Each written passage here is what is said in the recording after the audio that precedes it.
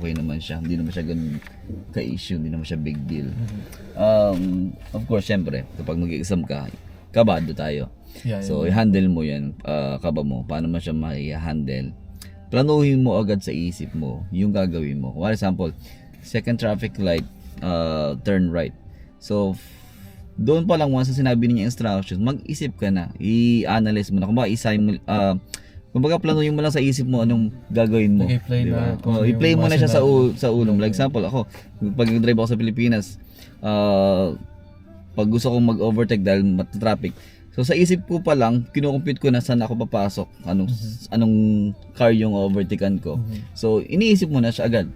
Okay. So pag sinabi yung second traffic light, nasa left lane ka, lipat ka agad. Lipat agad. Huwag mo antayin Maganda pa. malapit na tsaka ka Tsaka nilipat. pa din. Paano kung nag-traffic? So hindi ka So, nakalipat, di ba? yeah, So stop hindi mo point. siya na plano ahead of time. So yun lang naman yan, plano, scan